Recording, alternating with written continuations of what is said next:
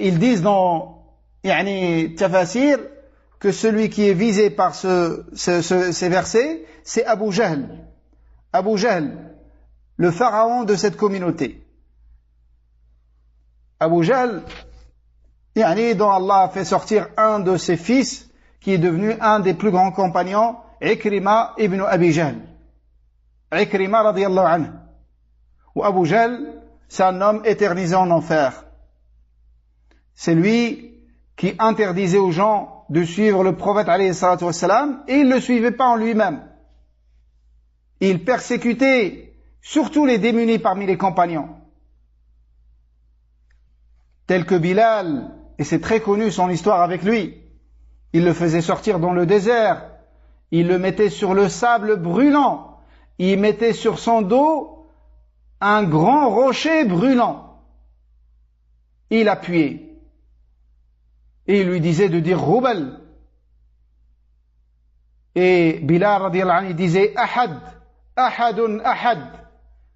Il unifiait Allah. Ces hommes, tout ce qu'ils ont subi pour cette religion, et vous vous rendez compte que nous, on a eu tout ça d'une manière facile.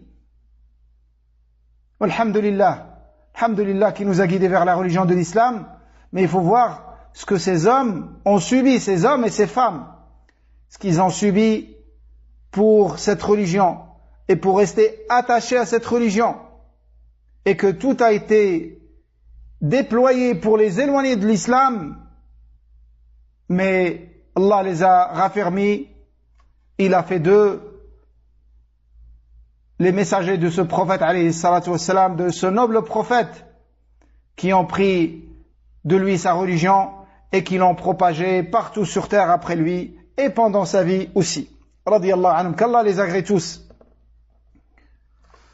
Et donc, Cheikh Saadi, il dit que ça a été révélé par rapport à Abu Jahl, quand il a interdit au prophète, alayhi salatu wassalam, de prier. Et il lui a fait des mal au niveau des oreilles, des choses comme ça, il l'a tiré pendant la salat. Mais sinon, ça reste valable pour toute personne attachée à la vérité. Rien ne doit t'éloigner de la vérité.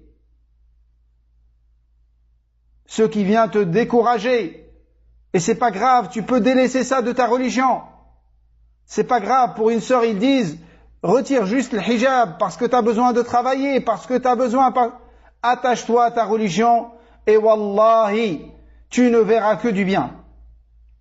Ou pour le frère, ils lui disent, la barbe, c'est pas un pilier de l'islam, tu vas pas me croire si tu rases la barbe. Et tu as besoin de travailler, c'est pas possible de rester comme ça, tu dois... Est-ce que pour travailler, il faut raser la barbe? Patiente, akhi. Même s'il y a des épreuves, patiente jusqu'à ce que Allah subhanahu wa ta'ala te donnera une issue. Allah, il ne te donnera jamais l'issue qu'après la patience. Ils ont dit à l'imam Shafi'i, qu'est-ce qui est meilleur? D'avoir le pouvoir sur terre pour propager la vérité ou d'être éprouvé dans la voie d'Allah? Il faisait allusion à l'histoire de Yusuf alayhi salam. L'imam Shafi'i l'a compris. Il leur a dit, et est-ce que c'est possible d'avoir à cette force et cette autorité et ce pouvoir sur terre dans la religion sans être éprouvé? Est-ce que Youssef il est arrivé à devenir ce qu'il est devenu en Égypte qu'après les épreuves et après tout ce qu'il a subi, que ce soit de la part de ses frères ou en prison? Il n'est arrivé à ce pouvoir qu'après la patience. Donc patiente, Allah il t'éprouve pour montrer ta patience et pour montrer ta sincérité et pour montrer ton attachement. Et renforce-toi d'abord avec Allah subhanahu wa ta'ala et ensuite avec les causes qui sont légiférées, notamment l'ilm. L'ilm est la bonne compagnie, la compagnie qui t'aide à aller vers le haut, vers le devant et non pas à reculer. Éloigne-toi de ceux qui t'appellent à reculer, même s'ils prétendent être bien intentionnés, même s'ils prétendent vouloir ton bien. S'ils sont sincères, c'est qu'ils sont ignorants aussi.